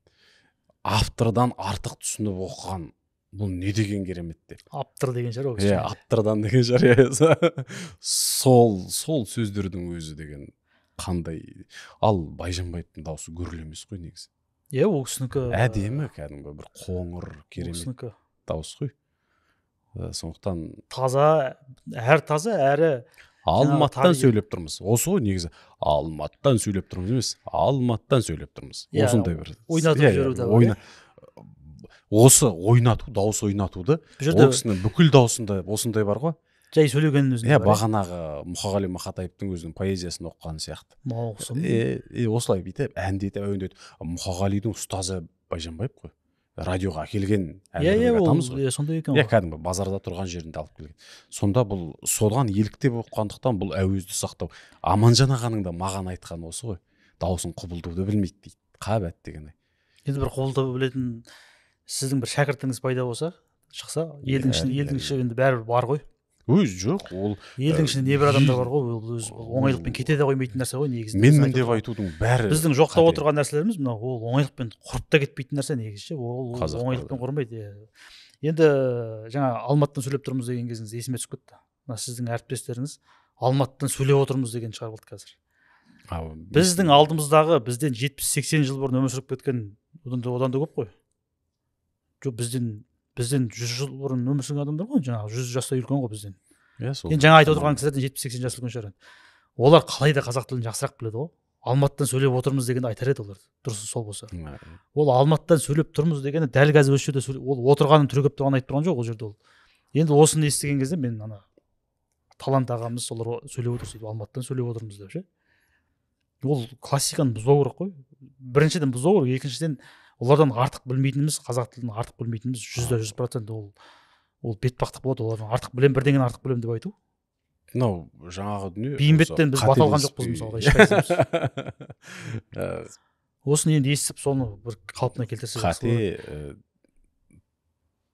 Бұл енді біз жеке басымызға қатысты айтып отырған жоқпыз ғой. Бұған дейін де айтып отырмын. Жалпы көрермен бар, тыңдаушы бар. Қателеспейтін тап қазіргі сәтте 21 ғасырда осы сөз саптауда, әсіресе осы тіл әуезділігін сақтап сөйлеуде қателеспейтін адам некен саяқ шығар деп. Иә, әрине бәріміз қателесеміз ғой. Иә, ол енді себебі мысалы енді жаныңда жабысып жүру керексің. Мысалы бағана көкөніс деп мен тіпті өзім білмеймін қашан олай көкөніс деп өмірде мен көкөніс деп оқымайтын шығармын деп ойлаймын. Бірақ мен сүйсінгенім жаңағы ғой. Ол кісілердің сондай тілдің осы оқылуға, айтылуына сөздің сондай үміт күткен ғой. Оға жаңа осы кеңес совет заманында түсірілген кинолардың дені орысша түсірілді ғой. Орысша түсірілді. Бірақ ана қазақшасын қарасаңыз, орысшасынан артық болып шыққан ғой. Мысалы менің атым Қожаның орысша түсірілді дегенге қимайсың. Бұл қолтың-сылтың емес дейтін жерлер деген енді сұмдық қой. Фариде Шәріп. Біздің сол кездегі аударылған орысша түсіріп қазақша дубляждалған кинолар қазіргі қазақша түсірілген кинолардан артық қой мысалға. Енді дубляж саласында ең бірінші радиоға келмей тұрып, мен табалдырығын аттаған, дауысты қолданған жерім бұл дубляж. 2005-2006-ның осы қыс айлары. Сол кезде қазақ фильмінің дубляжына бардық. Сонда дубляждан бастап, енді кейін дубляжға 2007-2008 жылдары ұлттық арнаның дубляжына бас сұқтық. Ол жерде Шәрипа Сақтаған деген апайымыз бен Тоқтарбек Қамшыбай деген ағамыз дыбыс режиссері болды. Дубляжға қатысты айтар болсақ. Сол кезде бұл енді бірі қазақ концертте, бірі радиода өмір бақи дыбыс режиссері болған. Және Тоқтарбек атамыз, ағамыз, енді біз аға деп айтпай, үлкен, тіпті үлкен, Тоқтарбек атамыз кәдімгі Байжанбаевтарға, Қалмұрзаевтарға, Болат Бежебаевтар, Бүркіт аталарымыз бар, Аманжан ағаларымызға кәдімгі дыбыс режиссері болған адам. Дубляждағы мен бір ғана дубляждың енді бір ерекшелігін айтайын. Интонация тұрғысында, екпін тұрғысында, және сөзді ойнату, құбылту тұрғысында бір ерекшелік бар. Дубляжда екі түрлі дыбыстау бар. Біреуі бұл ілеспе аудармаға ұқсайды. Дыбыстау ілеспе аудармаға ұқсайды. Ар жағында дыбыс естіліп тұрады. Жаңа кейіпкердің дүние жалпы сөзі айтқан, мысалы кәрістер болса, деген сияқты дүниелері. Түріктердікі болса, олардікі. Сіз оны тыңдап естіп отыратса, имитация жасайсыз. Қалай естісіз? Иә, мысалы анау құп болады деген жер болады. Оля деп айтып жіберуі мүмкін. Сіз оны дәл соның ырғағында себебі қараңызшы. Анау ілеспе аудармаға, мысалы бір нәрсе, ол қалай мен білмеймін, кәрістің сөзін, мысалы қарапайым бір сөз кәрісі болса, бұның десе, осындай бола ма деп жаңағыдай бүйтіп дубляждағанда, құп болады деген, құп болады деген сияқты аударады. Оля деп айтып жіберуі мүмкін. Сіз сол интонацияны бересіз. Себебі мына нәрсе, осы ілеспе аудармаға ұқсас дыбыстың үстіне жазатын дубляждың нұсқасында, бұны voice-over дейді, кәдімгі дауыстың үстіне жазып тастайды. Сол кезде басында не соңында кәдімгі түп нұсқаның дыбысы естіліп кетеді. Ар жағындағы кәріс дауысы, түрік дауысы деген сияқты. Осы кезде мына қазақша екпін, қазақша жалпы сөз, сөйлемдес, қазақша сипаттау деген сынды дүние. Осының барлығында ана кәрістің түріктің интонациясы кетіп қалуы мүмкін. Осы жерде бұзылуы мүмкін. Ал енді бұл енді арзан түрі ғой сонда. Иә, сол дубляж. Енді тағы да бір дүние бар. Бұл кәдімгі синхронды, осы артикуляциясын келтіріп, кәдімгі ерінді ерінге түсіріп, кәдімгі аузың барынша бұрыштап, оның кейіпкердің эмоциясына сайғып сөйлеп шығу бар. Дауыстап, дыбыстап шығу. Бұл жерде бір ғана қазіргі кінәрат бәлкім дыбыс режиссерларының қазақша жалпы дұрыс білмейтіндігінде шығар деп ойлаймын. Мен дыбыс режиссерларын, енді мықты дыбыс режиссерлары сол мен хабарда енді Айжан ханым болды, Айжан әпкеміз. Осы ең күшті деп айтатым сол Шарипа Сақтаған және Тоқтарбек Қамшыбай деп айталар едім. Себебі бұл кісілер қазақ тілді, кәдімгі қазақша ойлайтын. Демек, қазақшаға дубляж жасаған кезде орыс тілді кісілер жасай береді. Қазір енді көріп отырмыз ғой, біз айналада дубляж режиссерлар. Негізі актерға байланысты деп көп адам ойлайды, актерға да байланысты әрине. Бірақ негізгі дыбыс режиссері басты тұлға. Егер актерға байланысты болса, онда режиссер керек жоқ болар еді ғой, өздері оқып. Өздері кәдімгі қолына қағазын алып, мәтін ұстап, соны дыбыстап кете береді ғой, ескі жауап. Оған тек ана жазат немесе тоқтат, қос деген бір батырманы баса отыратын адам қалса болды ғой. Ол жерде дыбыс режиссері деген маман бар. Бастан аяқ сапасын жауап беретін бір адам. Одан кейін все, поехали деген режиссердан енді сіз не күтесіз? Дыбыс режиссері деген ол ең бірісіне қазақтың әсіресе мынау фонетикалық ережелерін толық. Бағанағы қазақша түсінетін, қазақша ойлайтын, қазақша сөйлейтін деген адам керек қой енді жерге де. Бағанағы енді сөйлегенде диктор сөйлей алмаса да, тағы да бір дүниені айтайын. Ажыратылатын адам керек қой. Иә. Біз енді тілдің ырғағына қатысты деп отырмыз ғой, екпініне. Бұл жерде екпінде. Бізде тағы да бір дерт пайда болды. Бұл қазақ тілінің екпіні үнемі сөздің соңына түседі дегеннен кейін бүкіл сөз соңына түсетін болды. Бір осы ережені дұрыс көп жағдайда деп айтайық. Көп жағдайда сөз екпіні соңына түседі. Бірақ ылғи емес. Кей сөздер бар. Екпін соңғы буынға, аяғына жақын келетін. Яғни соңғы аяғында буынға жақын келетін буынға түсетін. Бұны мен айтып отқам жоқ. Бұны Ахмет Байтұрсынұлы айтады. Өзінің әдебиет танытқышында айтады. Қазақтың жалпы дейді осы тілінде мынандай дүние бар дейді. Сөз екпіні көбіне сөздің соңына келеді дейді. Көбіне дейді, иә? Көбіне сөздің соңына. Кей сәтте бұл аяғына келеді деп айтады. Аяғына келеді дейді, қателеспесем. Аяғына келеді. Кей сәтте аяғына жақын келеді дейді. Мұны бір сипатпен былай түсіндіреді. Сол көбіне сөздің аяғына келетін екпін қазақ тілінің француз тіліне ұқсатады дейді. Ал енді сөздің сол аяғына жақын келетін буынға түсетін екпін поляк тіліне ұқсатады дейді. Мысалы біз ана махаббат тіл деп айтамыз ғой. Сонда қандай әдемі әуезділікті сақтай алатын екпін бар. Бағана біз айтқан сол Затаевичте, Радловта барлығы сол. Бағана әуезділік деген нәрседе бәрінде соңына түсіре берсе, сол әуез болмай қалар еді ғой. Сол жерде де гәп бар болып тұр ғой, бір ойнату. Өткенде мен осы дүниеге қатысты бір дүниені айтсам, мысалы, Мұғали атамыздың туған күнінде жырлайды жүрек деген мәтінді оқу керек болды маған. Сонда жырлайды жүрек деп бір оқыдым. Сосын жырлайды жүрек деген сұранды. Жырлайды жүрек деп бір оқыдым. Бірнеше мәтінде бердім, өзінің көңіл қалауындағысын алар деп. Бірақ жаңағы жырлайды жүрек деп соңындағы буынға түсіріп, жырлайды жүрек деп оқып жібердім де, артынан жырлайды жүрек дегенге өзім бір жүрегіме жақын болып тұрды. Солай бір екпін қойып, кәдім кейде енді жырлағанда да жырлау керек қой енді. Жырлайды деп кете салмай, немесе шорт кеспей, жырлату керек қой деп. Жырлай деген сөздің өзі жырлап тұру керек қой. Сөйтіп сол. Енді бұқа біз халықтың құлағына көп баратын дыбыстың бірі, сөздердің бірі сол комментаторлардың аузынан шығатын сөздер. Біз енді тұрақты барып жатқан нәрсе, өз жаңағы тоқталдық қой. Араб, түрік екпіні уағыз арқылы барып жатыр, мысалы, ол жерде де тазалау, өзектің да мақамы бар ол жерде. Сол сияқты мына жерде енді спорт, енді бұл жерден таза орыс тілінің ықпалы ма деп ойлаймын өзім, мен білмеймін сіз қалай екенін. Маған айтқан мынау ғой, сонымен осылай да осылай деп осылай басталды ғой. Комментаторлардың жалпы осы спорт трансляцияларын жүргізетін мамандардың дені көбінде осындай бір екпін пайда болды қазір. Бұл шын мәнінде орыстан келген екпін. Ал енді сонымен бәдада деген сияқты дүниелер ғой жалпы. Мен айтқым келген. Онлайн казинолардың жарнамасы сияқты, иә? Бәлкім сол жарнаманы бәрі бір жерден келіп тұр ғой. Сетанда спорт деген бірдеңеден келіп тұр ғой. Тағы бір дүние бар. Қазіргі мына осы біздің көп жастардың дені көбінде бәлкім бар дүние шығар. Біз айтып отқанмен, мысалы, комментатор болсын, жаңа радио жүргізушілер болсын, теле жүргізушілер болсын, бұлардың бәрі қой деп осыны көріп алып. өзің десе десін енді ол біз енді әрқайсысын жеке жеке олай емес деп негізі мынау деп айта алмаймыз.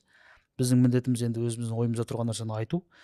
Мұқамда бізде бір хаттама деген нәрсе бар, бір қорытып шығу деген. Кейбір ойларды мен айтайын. Екеуміз де негізінен келісіп отырдық. Келіспей қалған жеріміз жаңағы келіспегенде сіз нақты қолдаймын демеген жеріңіз бір нәрсе істеу керек деген жер ойдым.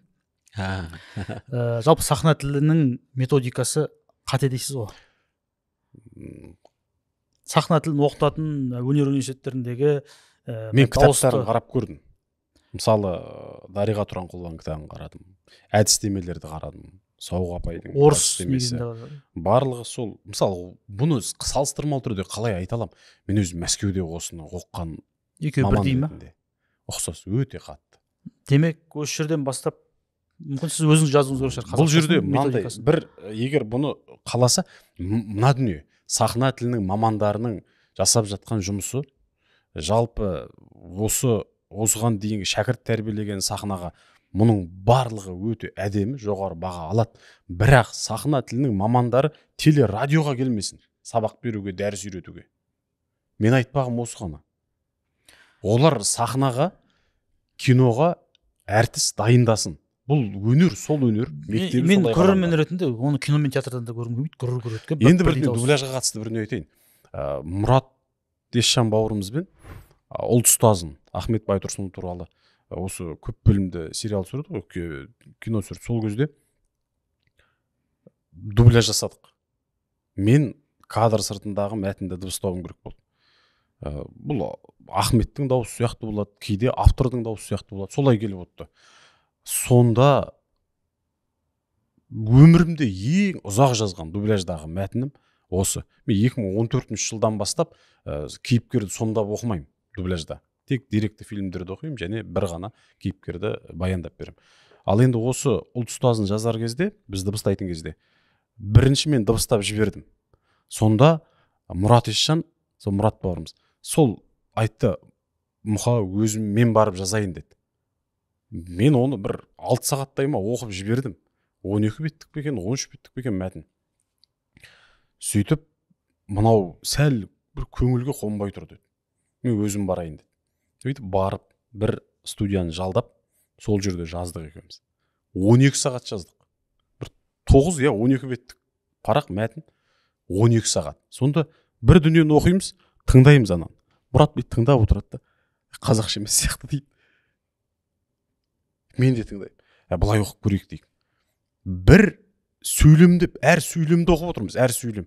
Мысалы, бір абзацта, бір ойды жеткізетін тұста 3 сөйлем болса, сөйлемді оқып отырмыз, сөйлемді. Нүкте қоямыз, екіншіне, нүкте қоямыз, екіншіне. 12 сағат. Суреті де менде кей тұстардағы бейнеге таспаланған тұстар да бар. 12 сағат. Сонда бетіп Мұраттың отырады, бетіп тыңдап отырады өзі. Қол былай тыңдап келеді де, Мұха бір қайта көрейік дейді. Қайта көрейік дейді сөйші.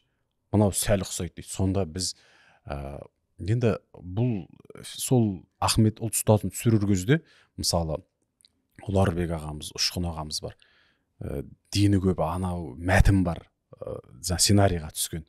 Ар жағында өз тұр, абай тұр. Соның бәрі бүкіл болмыс сол түсірілім барысында, түсірілім уақыты енді ұзақ болған, жаз бойы бәлкім. Соның барысында ана үн Мұраттың да құлағына сіңіп қалған ғой. Сол сіңіп қалған үн менен шықпай тұрғаннан кейін ол да қабат дегенай мен отырды. Бірақ дегенмен 12 сағатта сол жазып шықтық. 50-60 кітап оқыпты сол мысалға, сол кезде сценарий жазу үшін. Сол ана сөздің әбден кішкене өзі абаятынан мектепте оқыған адам, енді ол жағы бар ғой, ол жағы да бар ғой. Сол енді Мұха осы бір орай келгенде сізге жалпы көрермендердің атынан рахмет айтып кетейін. Ол түсірген кісілер, продюсер жаңа жеңгеміз де, Мүкен өзі де бір жерде айтты деймін. Сіз соны жаңа 12 сағатты еңбегіңізді тегін оқып берген екенсіз, ол жерде жаңағы сыйлық ретінде өзіңіз үлесіңіз. Осы бұл енді бір айтып кетуге лайық нәрсе шығар деп ойлаймын. Енді сахна тілінде осындай мәселе бар дегенге енді сөйтіп айттыңыз, мен оған толық келісем. Жаңа мен айтқан дүние мынау ғой. Түсіндім. Егер ол жерде енді оның бәрі мамандардың дені көбі топтасып келіп бір бағдарлама жасаса, интонологтар бар, фонологтар бар. Этонолог, фонолог дегендер олар сіздердің оқыған нәрселеріңізге қарап соны сипаттаушы ғана. Соны зерттеуші дейсіз. Содан мен кітаптарын оқып көрдім. Мына диктор былай айтқан, мына диктор былай айтқан. Ол жерде кішкене бір қайраткерлік нәрсе керек бәрібір. Мынау былай деп айтатын адам керек бәрібір. Ол кісілердің негізі арыдан сілтесе, егер арыдан тереңінен қазатын болса, мысалы бағана мен айтқан Радыловтың еңбектері бар, басқа да еңбектері бар. Сол дауысы мысалы Иса Байзақов болсын, мынау Шәкен Айманов болсын, дауыстарының бәрі, мысалы біз жаңа ғана Мұхтар Әуезовтің дауысын тыңдадық. Енді көрдіңіз, сол біреу істейді де тұратын уақыт емес, біз істеуіміз керек деген уақытта келіп қалды, былай да басқаша. Одан кейін саясаткерлердің тілі туралы айттық, көбі оңды айта алмайды дедіңіз. Енді ол енді факт еді, не істейміз енді. Осы нәрсе айтылды. Саясатта қазақ тілінің жағдайы дыбыстық тұрғыдан өте қиын. Орыс тілде отыр, қазақ тілде солай қиылды дейді, бағана жоғарыдағыға қарай тартылады дегендей. Сосын бұрынғы дауыс қоңыр дауыс болған, негізі гүрілдемеген дедіңіз. Енді бүкіл тұлға, дені көп. Бүкіл деп айтқан осы бәрі деп айтқан көп жағдайда қате ғой. Біз баған Бауыржан атамыздың абсолют деп болмайды. Бауыржан атамызды айттыңыз мысалы. Негізінен қазақ халқы қоңыр үнді. Одан кейін домбыраның диапазоны қандай? Негізі қазақтың өздерінде аспап жасап алған болып тұр ғой кезінде. Бүкіл аспап, жалпы негізі сүйемелдейтін аспаптардың дені көбі осы. Енді тағы бір дүние бар. Оны айтсақ бәлкім мына осы кейін кезде сәнге айналған. Мына Мьюинг деген дүние бар. Джон Мью деген осы ортодонт дейді, ол жаңағы тіс дәрігері, өзі дантист қой.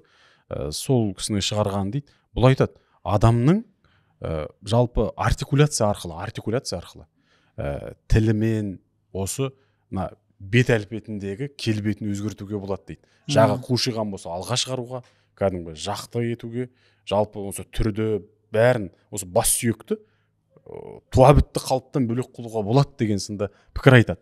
Яғни үнемі тілді мысалы мына күрек түсті тірей берсеңіз, ол ертең бұлай 180 градус болып қалады, 90 градуста тұрған тіс. Ол соны айтады. Өзі мамандығы да сондай, тісті түзейтін маман ғой. Сондықтан ертең біз гүрілдеп деп сөйлей беріп түріміз өзгеріп кетсе. Бәлен 1000 жыл бойы бір ұқсас немен сөйлеп келгеннен кейін әрине соған байланысты қалыптасуы белгілі бір дәрежеде бар шығар енді. Бұл ғылым ретінде қазір соның атымен жаңағы Мью деген ғалымның атымен, Джон Мью деген ғалымның атымен зерттеліп жатқан бір тұжырым ретінде. Ол қалып тұр, жазып сызып жүр ғой. Сосын қазір енді біз гүрілдеп кеттік дедіңіз. Бұған толық келсем, бұны сіз айтпасаңыз да сұрайын деп отырғым. Гүрілдің көптігі жаңағы гүр еткен дауыс, бұны біз көп айттық бүгін. Сосын мектепте педагогикада жаңағы дыбыстар дұрыс айтқызу, жаңағы к, о дедіңіз. Мен енді орысша оны айтамадым ғой, жаңағы соларды дұрыс айтқызу деген нәрсені оған ешкім мән бермей жатқан болуы да мүмкін қазір. Осы нәрсе негізі айналып келгенде сіздің мойныңызда көп жүк тұр ғой негізі. Бұның бір дүние, мынау әліппе деген дүние бар ғой. Қалай таңбаланған солай жаттатады. Одан кейін бір қосымша сабақтармен бәлкім керек шығар. Бұл айтылуына осы ауызекі. Бізге мысалға Мұхаммед нәрсені айтты ғой. Болады деген сөзді сөйлем соңында келген кезде болады деп оқисыңдар деген нәрсені мысалы мұғалімдер біледі. Бізге оқытты. Бірдеңе болады демей болады деп айтыңдар деп. Мысалға сол сияқты мынау пандемия кезінде онлайн сабақ осы арналардан берілді. Сол кезде аңдайта алмайтын мұғалімдер де болды ғой арасында. Сол сияқты бір нәрсені біліп алсам мұғалімдер демек балаға үйрете алады. Сол сияқты осы нәрселерді, негізгі нәрселерді аңым болсын, басқа болсын, соны мұғалімдер біліп алса, енді аңдайта алмайса, ол енді кішкене екінші мәселе ғой. Оны мектепке қабылдамау керек пе, мүмкін айтқызып барып қабылдау керек пе деген сияқты. Енді арада айта алмайтын мықты мұғалімдер болды. Тілі келмейді арға, бірақ ағылшын тілінен мықты сабақ беретін бір мұғалімді көрдім. Басында айтады, менің г деп айтқаным, арда айтқан басында г деп айтады. Менің г дегенім, ол г деген сөз дейді. Студенттер енді мәдениетті ғой, түсінеді ар жағай, сосын үйреніп кетеді ар жағай деген сияқты. Ол енді тілінің мүкісі осы, бірақ сіз айтып аңды кез келген адам айта алады деп. Ол енді басқа мәселе енді. Бірақ мынандай негізгі маңызды нәрселерді мұғалімдерге үйретіп қойса, негізі айтады. Қолынан келгенше. Сондықтан бұл жерде айтылу білетін адамдардың шырылдауы жетпей жатқан болуы мүмкін деп ойлаймын. Шенеуніктерге қазақша үйрететін, дұрыс сөйлеуді үйрететіндердің көбі орыс тілдердің жаңа мемлекеттік басқару академиясында. Барда шығар, мен көргенім, барғанда көргенім, бір маман болды қазақ тілде өте сапалы жақсы маман, Қалғандары орысша Салтанат болды. Әскербекқызы деген өте жақсы маман. Қалған дені көбі сол жерде отқанның қазақша жалпы білетін қазақша шығар, қасы бірақ нәрсенің бәрін қазақ тілді мамандарға беру тіпті керек, кәсіби беру несі жоқ керек. болса да беру керек. Сосын Себебі дубляжды да мына солай айттыңыз. Дубляждың режиссерлары негізінен орысша режиссер береді. керек дубляжға жақсы қазақ тілді режиссер алу керек. Бағанағы қазақша ойлайтын, қазақша ойлайтын, қазақша түсінетін, қазақша айтатын дегендер өте бүкіл жерге керек болып тұр ғой. Бұл үлкен не болып тұр ғой. Енді Мұқа сізге бір тосын сый дегендей. Мына жерде бір қазақтың акценті жоққа тән деп отырмыз ғой енді. Ана кісілердің қалай сөйлегенін көрдік. Мына менің арманым орысша жаңалықтарды қазақша акцентпен оқитын диктор келсе екен деп армандаймын. Енді осының бір алғашқы несі болсын. Сіз бір орысша жаңалықты қазақша акцентпен оқып жүрсеңіз, біздің ана тіл мен мына тіл подкастында бір эксклюзив жаңалық. Осы 2024 жылдың ақпан айында болып отқан жаңалықтар маңызды емес, кейін неше жылдан кейін көрсеңіздер, жалпы орысша жаңалықты қазақша акцентпен оқу деген қалай болатыны туралы. В рамках развития дорожной инфраструктуры в Алматы по поручению. Акцент керек қой. Акцент керек па? Жаңа Сәтбаевтардың біз оны жасай алмаймыз ғой, біз оны көрейік па? Тапын. Бұрын біз бір акцентті бірден айтқаныңызды білемін. Жаңа еще раз деген сияқты ше. В рамках развития дорожной инфраструктуры в Алматы. Жоқ. Бізде келмейді ғой. Көріңізші, бұрын негіз настрой жасасаңыз шығарасыз. Біздің енді бәрібір Мәскеуде бір оқығанымыз бар. Соңында развитие деген сияқты ғой. Развитие деген ба? В рамках развития дорожной инфраструктуры в Алматы по поручению акима города Ербулата Дусаева проводятся работы по строительству транспортных развязок, пробки магистральных дорог. Мұқа енді біздің акценттің соншалық жоғалып кеткендігі сонша, енді бұны енді қолдан қайтадан қалпына келтіру керек болатын шығар. Немесе өмірі орысша білмеген бір адамдарды тауып алып, соларды оқытып қайтадан қалпына келтіру керек пе екен, жасанды интеллектке тапсыру керек пе екен, білмеймін енді. Бұны бірдеңе қылып алдағы уақытта енді бұл да сіздің мойныңызға жүктелетін бір жұмыс болады. Адамның қазақ баласының аузынан шығатын дыбыстың бәрі сізге тікелей болмаса жанама қатысы бар. Сондықтан сізден енді алдағы уақытта бір қайраткерлік күтеміз. Сіз сияқты тағы біреу болса соған барып айтар едік. Әзірге ондай адамды көріп тұрған жоқпыз.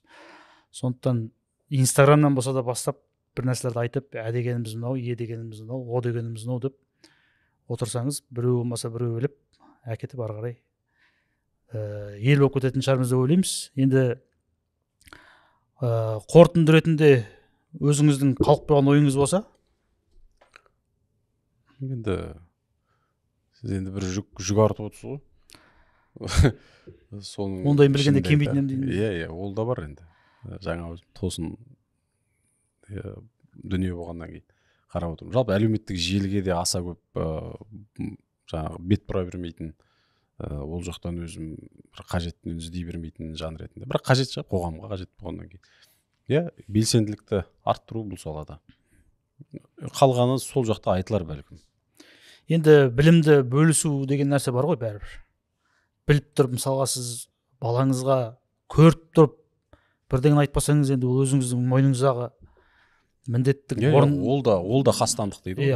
Сол сияқты енді бұл халық өзі аз ғана халықпыз, оның ішінде қазақша сөйлейтін аз ғана, оның ішінде жаңағы қазақша жақсы формула болды ғой, қазақша ойлайтын, қазақша түсінетін, қазақша сөйлейтін адам көп емес негізінде. Олар көп, бірақ халықтың ішінде ғой.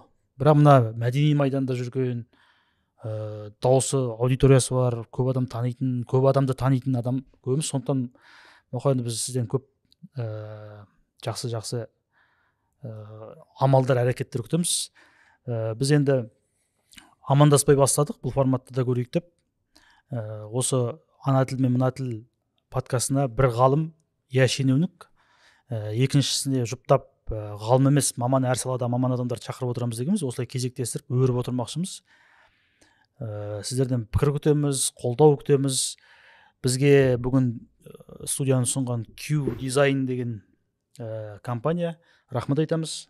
Сондай-ақ сіздердің де тараптарыңыздан бір қайраткерлік күтеміз. Ол дегеніңіз осы подкасттың алдағы уақытта шығуына қолдау көрсету үшін мына біздің мұқаба баспасынан шыққан 4 кітапты, қазір қоймада барымыз осы 4 кітап, сатып алсаңыздар. Бізді жіберумен қосқан кезде, салып жүрумен, поштадан салып жүрумен қосқанда 15.000 теңге деп жеңілдікпен айтамыз. Алдағы уақытта келесі шығарылымда сатып алған кісілердің аты жөнінде титрға қосуға дайынбыз. Ел аман, жұрт тыныш болсын. Дыбыстарымыз, үндеріміз тіріліп, жанданып қайтадан осылай енді бұрынғы ана тілге жақындай берейік мұға. Дұрыс. Жақсы.